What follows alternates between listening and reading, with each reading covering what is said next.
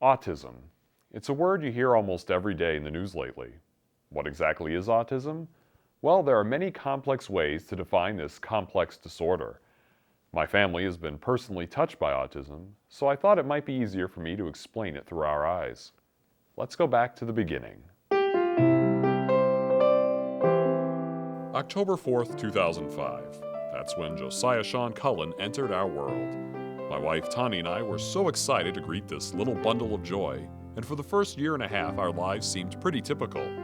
Milestones were being met, and with each passing day we saw Josiah doing all the things parents anticipate. But, with very little notice, something drastic happened. I would say that maybe somewhere between 19 months and 22 months, there were little things that started to change, but it was really at 22 months, he started losing some words. He started just acting differently, and then it just kind of took a nosedive from there. Josiah, high five! He stopped looking at us, responding to us. He stopped responding to his name. I remember having to take a blanket and put it over his head and mine to get him to look at me. And there was a moment during that 3 weeks that I just remember saying, oh my gosh, I think we're losing him. I remember during that time doing a lot of internet searching, and I would put in kind of the symptoms, and it would kind of be like hoping that anything would come up but autism. And I swear every time I'd put in some of these symptoms that we were seeing, autism kept coming up. The sort of thing that was so scary about that was a lot of the things that would come up would say autism is incurable, it's lifelong, and it's pervasive.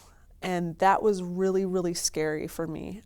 That seemed like there was absolutely no hope. They didn't know what caused it or how to fix it. And I was hoping it could be a speech delay, it could be his eyes, maybe it was his eyes that were not working well, something, anything but that. So it was kind of scary when that word kept coming up. It's not uncommon for families to go through cycles of grief when faced with an autism diagnosis. Lots of fear about what is this going to mean. You know, autism is one of those disorders that is so varied among children. The way it looks in every different child is a little bit different, and the severity of how affected a child is or isn't can be so different. And so parents are really overwhelmed in the beginning, really fearful, not understanding what this means, what's it going to look like in the future. If this is what my child looks like today, is this what my child will always look like? And there's so much unknown in the beginning that it can be really overwhelming for parents. Roll, roll, roll your boat. For my situation, I felt like I was kind of blindsided by autism. It was like one day everything was normal and great, and the next day something was wrong. So what exactly is autism, and why is it so scary sounding? It's a disorder that affects socialization and communication, making it hard for those with autism to relate with others. It's also associated with rigid routines and repetitive behaviors, such as obsessively arranging objects or following very specific routines. Symptoms can range from very mild to quite severe. Today, 1 in 150 individuals is diagnosed with autism, making it more common than pediatric cancer, diabetes, and AIDS combined. Boys are 4 times more likely than girls to have autism. It's the fastest growing developmental delay in the United States. Autism costs the nation over $90 billion per year. That figure is expected to double in the next decade. Some red flags for autism include poor eye contact, no use of gestures, no speech or a loss of words over time. A child may not possess all of these red flags, and in some cases these can mean conditions other than autism. Some children seem to have autism from birth, but in most cases, children seem fine for the first year or two and then regress. A good tool to use if you have questions is the video glossary on the website for Autism Speaks at autismspeaks.org. These contain videos that show you side by side what a typical child does compared to a child with autism. So those were the kinds of definitions of autism we were finding throughout our hours of searching through books and the internet. But was Josiah that one child out of 150 that has autism? That was the question we desperately needed an answer to. He certainly seemed to fit some of the criteria, but in other ways, we weren't sure. So, it was time to get a diagnosis. The waiting list for a medical diagnosis can be very long, so we acted quickly to get an educational diagnosis through our school district and county. And the educational route is we do a full-blown developmental evaluation that's standardized to see if they qualify in any area. And then if we suspect like autism or the educational autism spectrum disorder label, we call it, then we would go on to do further assessment, and that involves professional evaluation, and we also have a standardized tool we use. School districts in Minnesota are required by law to assess your child in a timely manner if you suspect some type of developmental delay. Minnesota counties, including Washington County, also provide a number of services to help families. I think if a parent has a concern about their child's development, that comes from the heart. You as a parent see your child day in and day out. And I think even if you can't pinpoint exactly what it is, if you have a concern, you should either bring it up with your physician or call your local early intervention program. If it's determined that a child has autism or a developmental delay, early intervention services through your school district can begin.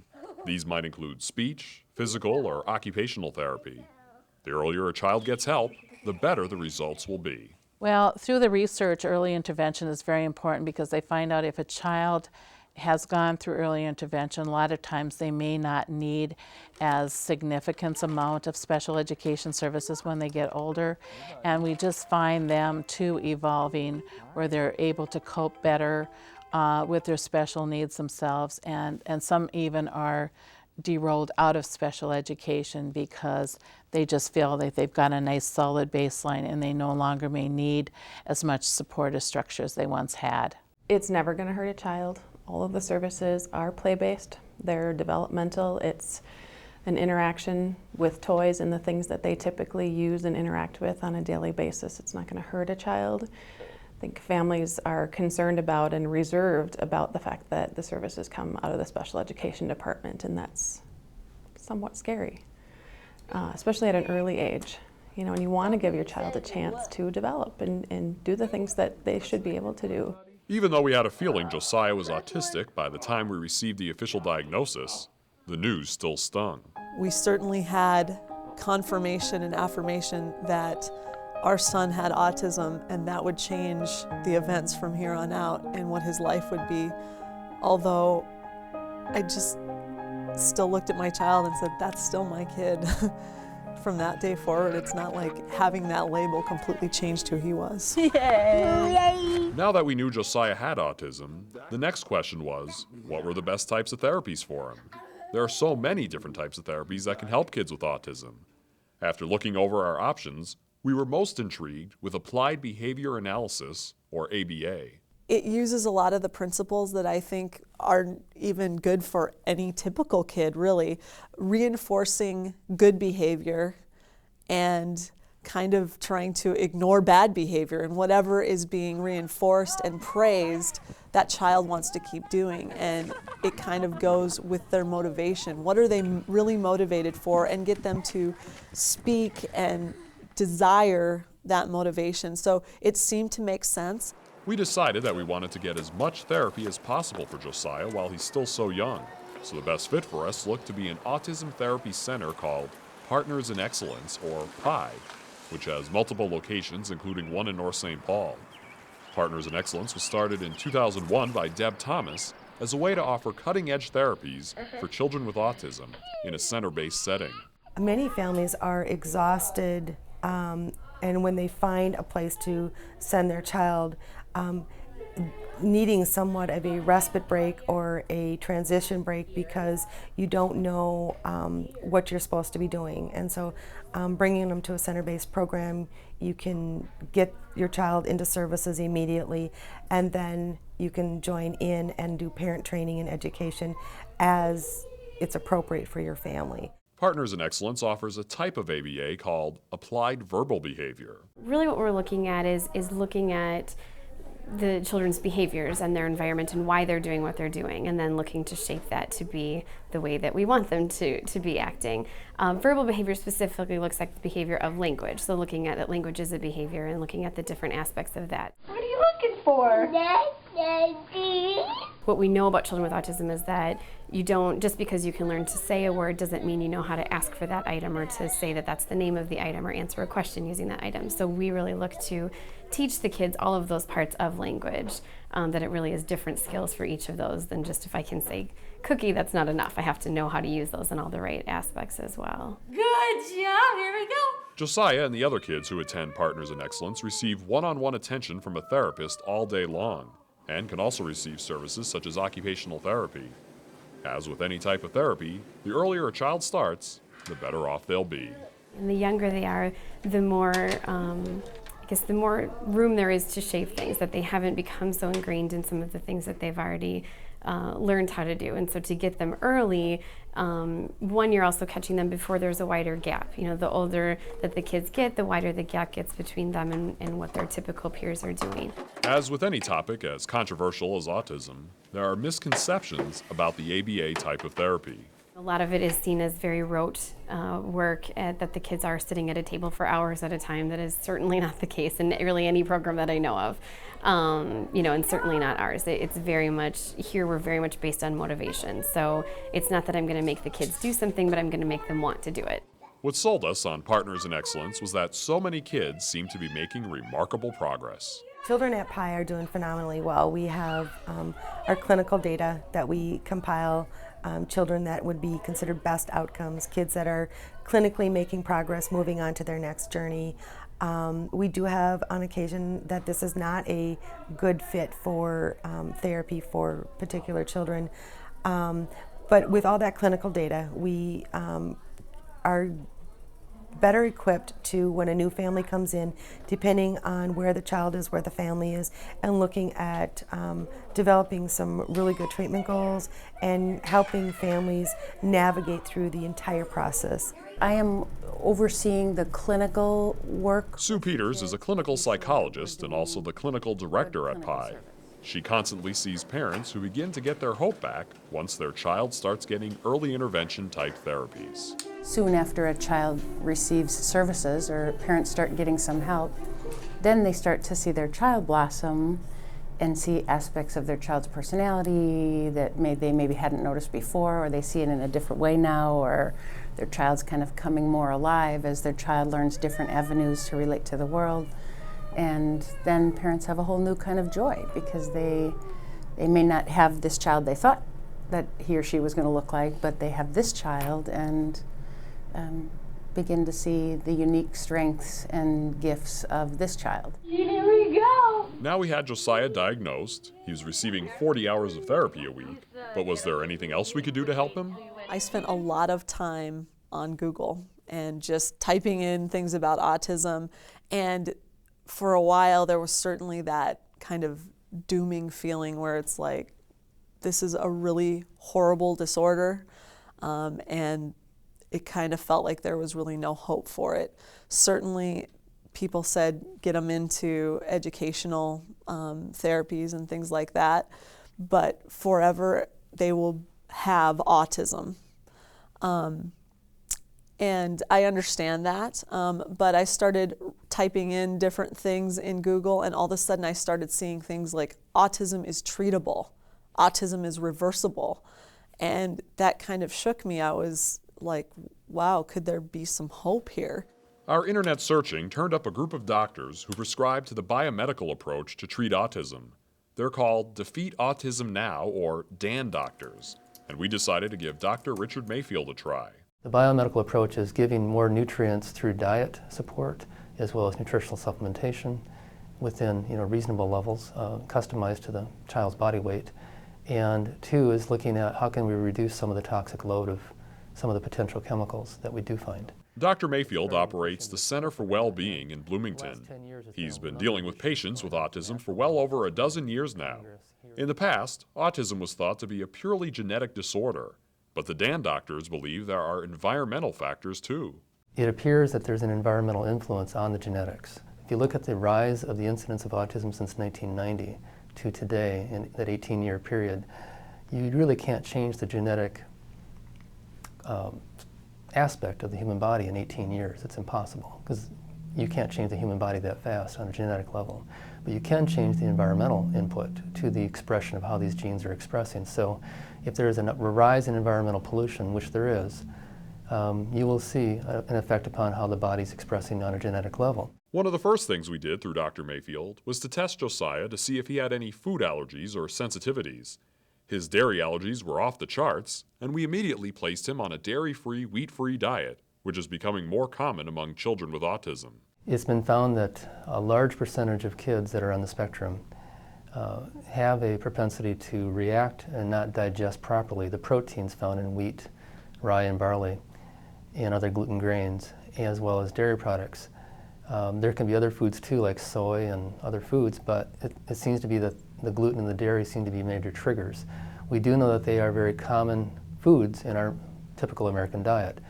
So whether it's coming through the mother's immune system while she's carrying the baby for the first 9 months and passing the immunity, immunoglobulins and immune system reaction, that hasn't really been ferreted out yet, but we do know that it's about 2 out of 3 kids really respond well to that kind of a diet.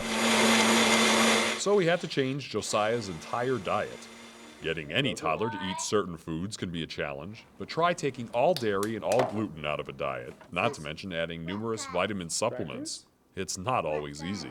But for us, we felt like it was worth the effort, and it is a little effort. And but after a while, it does start to become a little bit more of a rhythm in your life, kind of like if you decide to go on a diet or take up a fitness challenge. At first, it's very hard, but once it becomes a little bit more in the rhythm of your life, you start seeing the benefits, and then you're able to just incorporate it into your schedule. What do we hope to gain from this intensive therapy and biomedical route we've chosen to take? Well, some kids who do this get quite a bit better, but some actually get so much better that they lose their diagnosis or recover from autism. The word recover can mean different things to different people, but basically it means a child that shows very few, if any, autistic traits. And if there are kids that are recovering, I want to find out what those parents are doing and move toward that way, even if it's not fully funded, double placebo, scientific studies. But if they're seeing proof in the pudding, if kids are actually being recovered, that's the direction that I want to walk in. You know, I encourage parents to not give up, and it's a very intense diagnosis to receive as a parent. And we've had so many breakthroughs that it's worth looking into. Even though we began to see improvement in Josiah, such as increased eye contact and more speech, the realization quickly set in that dealing with autism is a marathon and not a sprint. You go into it thinking, I want to just fix this, and I want it to be better, and I want it to all be good overnight. And then you realize after a while that this takes patience, and you cannot give up, and there are days that you feel like you're just going to break under the weight of it, but you've got to keep pressing forward, you've got to keep moving forward, and you've got to start celebrating even the littlest of victories and the littlest of movement that you see in your child, and really take them for what they are, which is victories, because these little guys work so hard with their therapists, and they really put in a lot of hours, so you really have to celebrate every movement toward just better and better improvement. Tani and I have been married for over 10 years, and it was easy to take the fact that we have always had a solid marriage for granted. But the daily grind of autism can be a challenge for even the strongest couples. Statistics show that the divorce rate among couples with a child with autism are around 90%. I would say it is so worth, as a couple, just being honest with each other and communicating with each other and talking through the good, bad, and the ugly, and not just stuffing those emotions, because you're the only two that really know exactly what your family is going through. Doing things like shopping or eating out in a restaurant can be a challenge for any parent of a young child. But for families with a child with autism, it can be especially difficult.